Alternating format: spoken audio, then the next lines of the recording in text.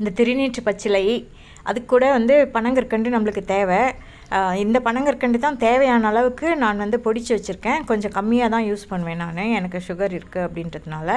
அந்த திருநீற்று பச்சிலை இலைகளை நல்லா ஆஞ்சு நல்லா சுத்தமானதாக ஆஞ்சு கழுவி வச்சுருக்கேன். 1 டம்ளர் தண்ணி.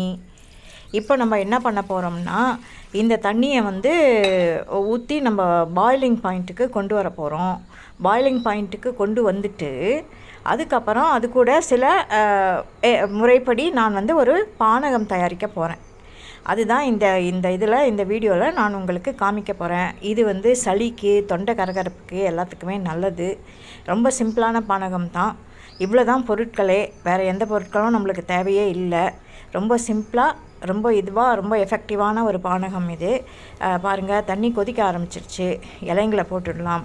இலைங்களை போட்டுட்டு எப்போவுமே மூடி போடாமல் விடக்கூடாது. ஏன்னா அதில் இருக்க எசென்ஷியல் ஆயில்ஸ்லாம் வந்து ஆவியாக வெளியே போயிடக்கூடாது, உள்ளேயே தங்கிடணும். மூடியை போட்டுட்டோம். நல்லா ஒரு 5 நிமிஷம் இல்லை ஒரு 10 நிமிஷம் கொதிக்க வச்சு நம்ம இறக்கிக்கலாம்.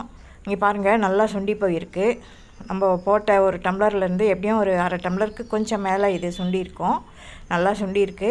இப்போ என்ன பண்ண போகிறேன், இது கூட வந்து நம்மளுக்கு தேவையானது வந்து சிட்ரிக் ஆசிட் இருக்கக்கூடிய இந்த பழம் மால்டா, நான் கொண்டு வந்தேன் இல்லையா, ஊர்லேருந்து கொண்டு வந்தேன் இல்லையா, அந்த மால்டா எலுமிச்சம்பழம். இது ஆரஞ்சு கலரில் தான் இருக்கும், ஆனால் அது எலுமிச்சை தான். ஏற்கனவே உங்களுக்கு நான் எக்ஸ்பிளைன் பண்ணியிருப்பேன் இதை பற்றி. இதில் வந்து ஸ்மெல் இருக்காது, வாசனை இருக்காது. அதனால தான் வந்து நான் வந்து இந்த திருநீற்று பச்சிலை இது கூட அந்த சாறு இருக்குது இல்லையா, நம்ம கஷாயம் மாதிரி இறக்கி வச்சுருக்கோம் இல்லையா, இது கூட அதை சேர்க்கும்போது இந்த சிட்ரிக்கு வந்து அந்த வாசனை ஏறிடும். அதே நேரத்தில் இந்த சிட்ரிக் வந்து நம்மளுக்கு நோய் எதிர்ப்பு சக்தியும் கொடுக்கும், சிட்ரிக் ஆசிட் இதில் இருக்கிறது.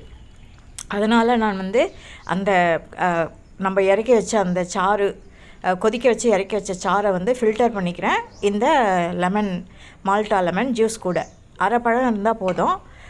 இப்போ பாருங்கள், இது ரெடியாக இருக்குது பாருங்கள். நம்ம ஏற்கனவே அதில் வந்து அந்த பனங்கற்கண்டு போட்டு கொதிக்க வச்சுருக்கோம். அதனால் தனியாக சுகர் போடணுன்னு அவசியம் கிடையாது. பனங்கற்கண்டு வந்து எப்போவுமே வந்து நல்ல அயன் கண்டென்ட்டை நம்மளுக்கு ஏற்றி கொடுக்கக்கூடியது, ரத்த விருத்தி பண்ணக்கூடிய ஒரு தன்மை அதுக்கு இருக்குது. ஸோ இத்தனை நன்மைகள் நிறைந்த இந்த பானகத்தை நான் மறுபடியும் ஃபில்டர் பண்ணிக்கிறேன், அந்த கொட்டையெல்லாம் வந்துடக்கூடாது அப்படின்றதுக்காக. பாருங்கள், அது கூட பச்சை தண்ணி கலந்துக்கிறேன். எனக்கு எந்த அளவுக்கு கான்சன்ட்ரேஷன் தேவையோ அந்த அளவுக்கு தான் நான் எடுத்துக்கிறேன்.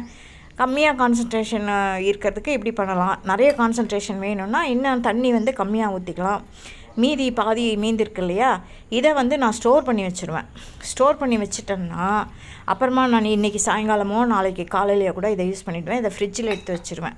அப்போ கலக்கும்போது நான் வந்து இது வந்து சில்லுன்னு இருக்கும் இல்லையா ஃப்ரிட்ஜில், நான் வந்து வார்ம் வாட்டர் கலந்து இது கூட தேவையான அளவுக்கு கலந்து யூஸ் பண்ணிப்பேன்.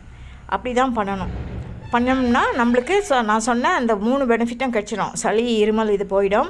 திருநீற்று பச்சிலையோட அதோடைய மூலிகை தன்மை நம்மளுக்கு கிடைக்கும். இந்த சிட்ரிக் ஆசிடோட நோய் எதிர்ப்பு சக்தி கிடைக்கும். ப்ளஸ் அந்த கற்கண்டோட நம்மளுடைய ரத்த விருத்திக்கு உதவக்கூடிய தன்மைகள் இதில் இருக்குது. பாருங்கள், ஜூஸ் என்ன கலரில் நல்லா இருக்குது. ஒரு வாய் குடித்தேன். சர்க்கரை கம்மியாக தான் இருக்குது, எனக்கு கம்மியாக தான் இருக்கணும். தேவைப்படுறவங்க ஃபுல்லாக போட்டுக்கலாம். செம்ம டேஸ்ட்டாக இருக்குது. எனக்கு ஒரே மடங்கில் பாதி குடிச்சிட்டு வச்சுருக்கேன் பாருங்கள். இப்போ அடுத்த மடங்கில் ஃபுல்லாக காலி ஆகிடும். நல்ல இது, அதாவது ரொம்ப வார்மாக இருந்துச்சுன்னா நான் வந்து கொஞ்சம் கொஞ்சமாக உறிஞ்சி குடிப்பேன். நான் வந்து இது கூட ஆட் பண்ணது வந்து பச்சை தண்ணி, அதனால் வந்து ஜூஸ் மாதிரியே நான் குடிச்சிக்கிறேன். ஃபுல்லாக காலி ஆயிடுச்சு பாருங்கள், ஃபுல்லாக காலி பண்ணிட்டேன். தேங்க்யூ ஃபார் வாட்சிங் ஃப்ரெண்ட்ஸ். சப்ஸ்கிரைப் பண்ணுங்கள்.